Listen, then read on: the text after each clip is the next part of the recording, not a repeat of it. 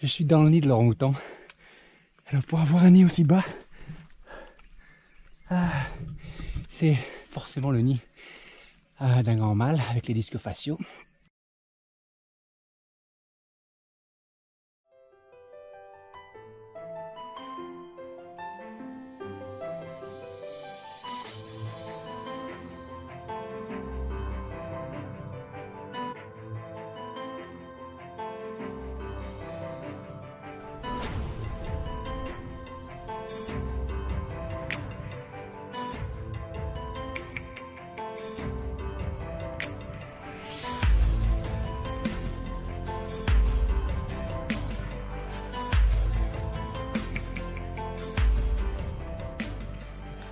Fin de journée. J'ai déjà allumé le feu pour cuisiner. Et définitivement un orang-outan environ à entre 50 et 100 mètres d'ici. Mon seul énorme problème, c'est que, vous entendez, le sol est super sec. Du coup, je peux pas m'approcher parce que je fais trop de bruit. Donc là, moi, j'ai entendu se déplacer. Mais c'est clair que voilà, ça va être difficile si les orang-outans viennent pas à ma rencontre. Je peux pas aller les voir parce qu'ils vont me calculer de suite. Ça n'a pas d'intérêt. Moi, j'aime les observer quand ils ne me voient pas pour rentrer dans leur intimité. Donc ça s'annonce compliqué, mais là, je l'ai encore entendu il y a 5 minutes. Il est au maximum 100 mètres un petit peu en contrebas. Par contre, c'est vrai que aucune difficulté du coup pour faire un feu là.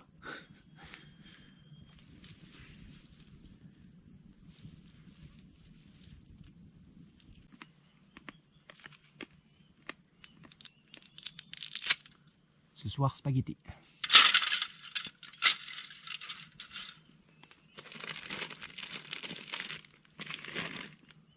Spaghetti à la sardine.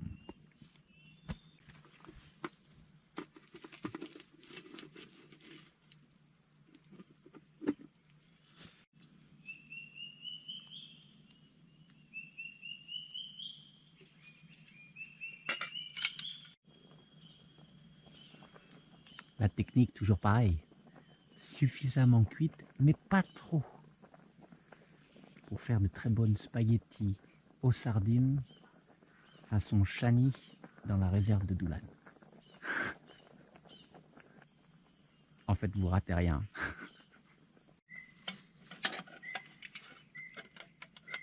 Et évidemment, comme la rivière est loin, rien ne se perd. Et je récupère du coup l'eau des pâtes.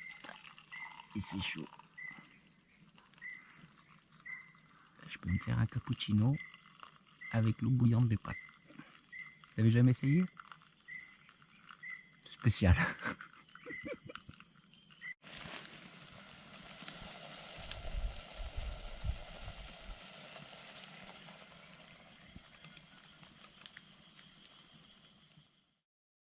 Je viens de me lever, il doit être 6h à 6h15.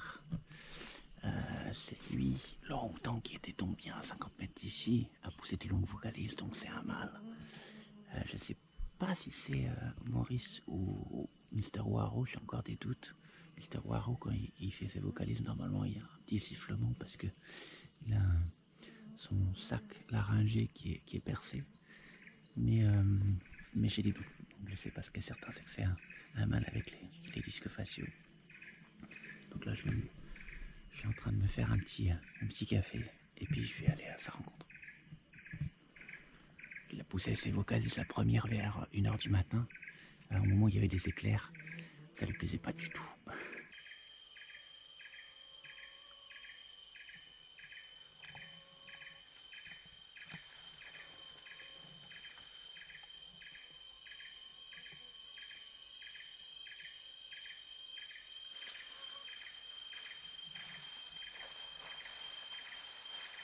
Je joue vraiment au chat et à la souris avec l'orang-outan.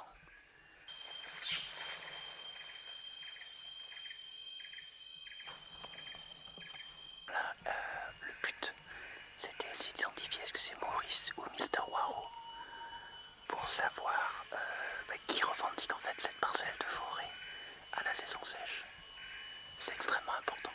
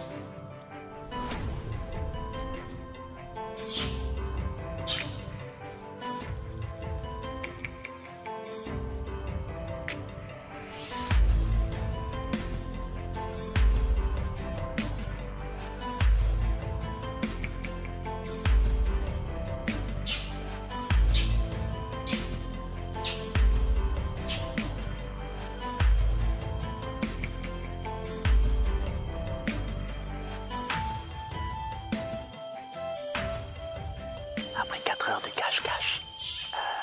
Ça y est, je l'ai rencontré.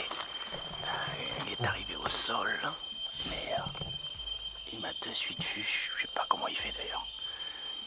Et il s'agit de Mr. Waro. Donc c'est une information super importante. Ça veut dire que ce petit îlot de forêt est revendiqué par Mr. Waro et que Maurice donc est plus au sud. Je l'ai rencontré, il m'a vu, il a poussé ses vocalises, il a cassé des branches et je ne le suis pas du tout.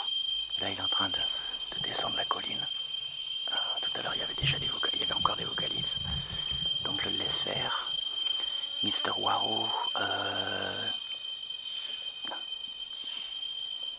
il s'éloigne en poussant des vocalises. Disque faciaux parfait. Je regarderai, je zoomerai quand même sur l'ordi. S'il n'y a pas une lèvre fendue, c'est bien Mr. Waro, sinon c'est Bon Jovi. Mais vu la position du site et son comportement, il s'agirait plus de Mr. Waro. Ce qui est certain, c'est que c'est pas Maurice, puisque Maurice il a 2 marques sur le disque à droite. Ah, sacrée partie de cache-cache.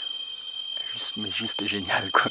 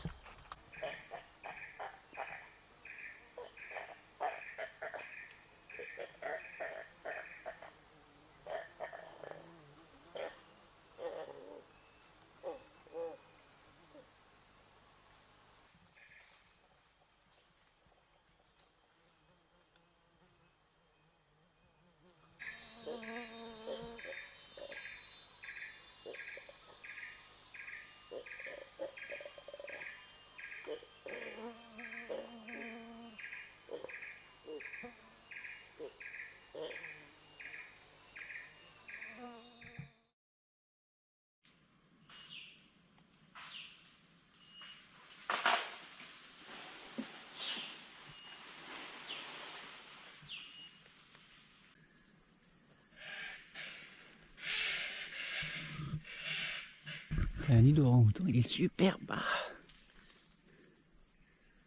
J'ai bien envie d'y grimper.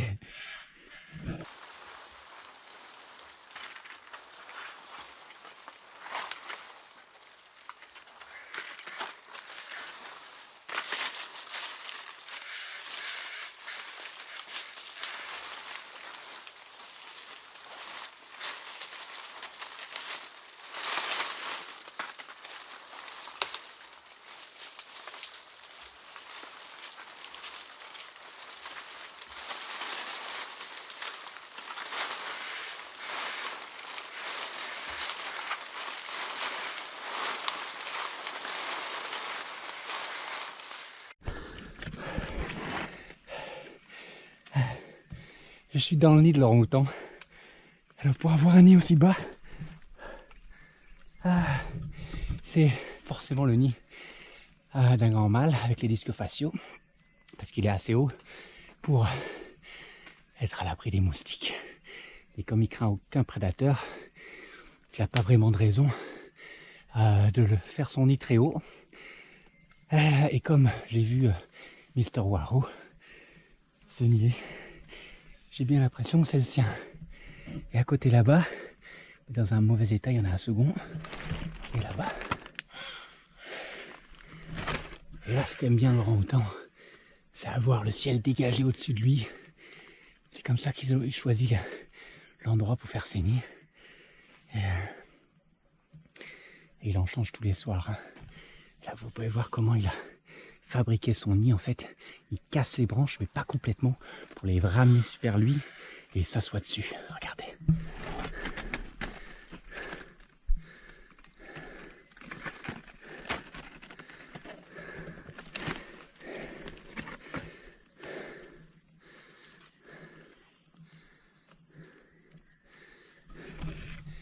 Et ce qui est fou, c'est que c'est vachement confortable. Et solide. Si un orang-outan de 100 ou 120 kg peut s'asseoir dessus, je peux évidemment m'asseoir dessus. Alors je fais quand même attention parce que la structure du nid est solide. Surtout la première nuit, après l'avoir fait. Ensuite les branches et les feuilles commencent à mourir, c'est le cas là. Donc automatiquement, toute la structure peut être compromise.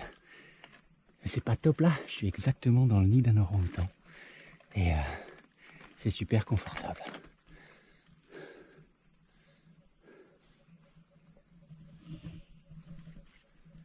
Et là-bas, il y a Mister Wow qui fait ses vocalises encore. Il doit se dire, mais qu'est-ce qu'il fait dans mon lit?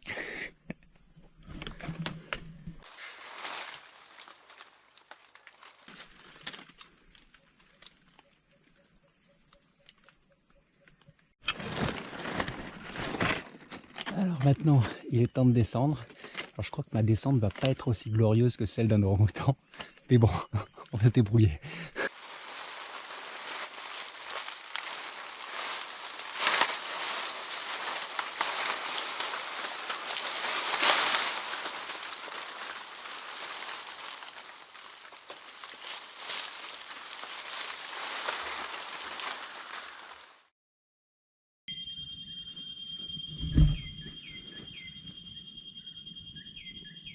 Voilà, donc tôt demain matin, je vais rentrer au camp pour ensuite rentrer à la maison. Je vais finir cette journée comme d'habitude avec des pâtes à la sardine. Allez, à lundi prochain. Merci beaucoup de votre soutien. Ciao.